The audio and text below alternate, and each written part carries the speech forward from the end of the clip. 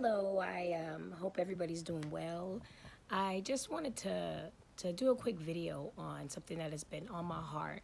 And just recently, I've actually been watching quite a few videos, or they've been just kind of popping up on my YouTube or different messages about relationships, or how 10 things a queen does, or a woman of God does to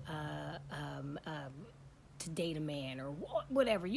I'm sure you guys have seen them too. But one that I came across was soulmate. And I love how Darius Daniels, I believe that's his name, how he broke down what a soulmate was. And he said a soulmate is one who obviously connects with your soul, but many don't understand what the soul is. And so when you break down the soul, it's the will, your mind, your emotions, your affection. See, the mate connects with your will. It connects with your mind, with your affections, with your emotions. It's important to understand that when you connect with somebody, that you're connecting these things. So if you connect with somebody who doesn't care about your emotions, or doesn't care about the things that you care about, or doesn't understand your soul, you can be in a lot of trouble. And so he went on about a couple of other things, but what began to really rest in my soul, was in my spirit and my soul, was that God, we need to be patient and waiting for you to make that divine connection. I look around now, and many of us do not wait. Even Christian people, whether you claim to be a disciple or Christian, whatever, follower of Christ, if you're living your life after the decrees and commandments of the Bible, there are some specific things that God has told us to do and not to do when picking someone to be with. Number one, don't be unequally yoked. And many of us are like, that's so old, that's so old fashioned. Well, that's why we in the problems we are in now. That's why we're connected with people who we shouldn't be connected with. We're wondering why we have all these soul ties that we can't break, because we are trying to be the one to make the decision for God.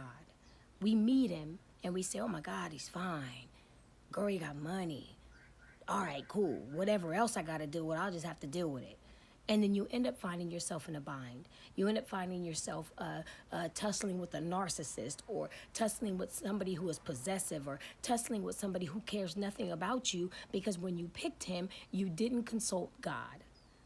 And so I encourage you today, if you are somebody who is in a relationship, and I don't care if he claims to be a Christian, I don't care, but if you are sleeping together and you're not married, not of God, straight up.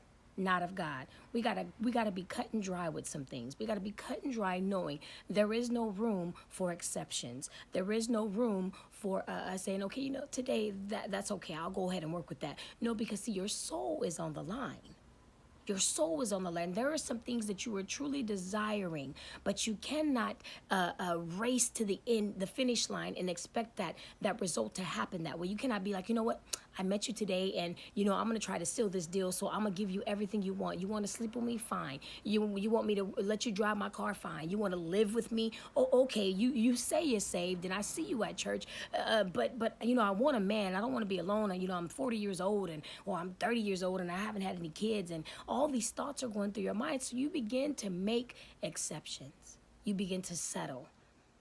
And you know that this is not your soulmate. You know that God has not ordained you to be together. You know that he is not purpose driven. If he doesn't have provision for you, if he doesn't have vision for you, if he doesn't respect you to know that you've told him in the beginning, look I am a Christian. When you say, I am a Christian, there are standards that are coming out of your mouth as you say the word. You're not just a Christian, but you're telling him, I am pure. I am a woman of excellence. I am a woman of valor. I am a woman not to be played with. I am a woman who knows where I am going. I am a woman who knows who I am and whose I am. I am a woman that understands what I bring to the table. When you are saying you are a Christian, that is what you are saying. You are saying, I am a follower of God and his decrees, and I won't go any other way. So when you are picking your soulmate, the one that is connecting with your emotions, with your will, with your purpose, you gotta be careful. You have no room for counterfeits. So if you are entangled with somebody right now that has caused you to drop your standards, or to second guess the woman that you told him you were in the beginning. Or if you're a man and you have dropped your standards, because some of us women are ruthless. We're ruthless now. We've been so broken and so hurt and misguided that we think we the man and we run the show. But it doesn't work like that. There is order. Order. God created Adam first, and then he created him a helpmate. I liked how Daniel said, you know, you don't want to sit in the company of somebody. God didn't create you to have company with somebody. He created you to have a helper. So if you're just having company, you're out of order.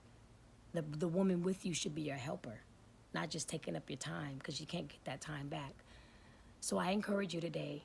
I encourage you to evaluate your situation. If you're dating somebody and you have let your standards down and he has gotten into your soul in a way that you should not have let him, or she has gotten into your soul in a way that you should not have let her, it is time to cut the tie. Because your life is on the line. You have destiny, you have provision, you have goals, you have somewhere to be, and you need to be aligned with somebody that is going to bring forth your purpose. Call you forth, not restrict you and hold you back.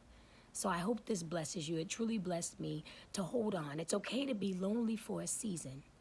It's okay to be lonely for a season, knowing that God is going to give you joy for a lifetime.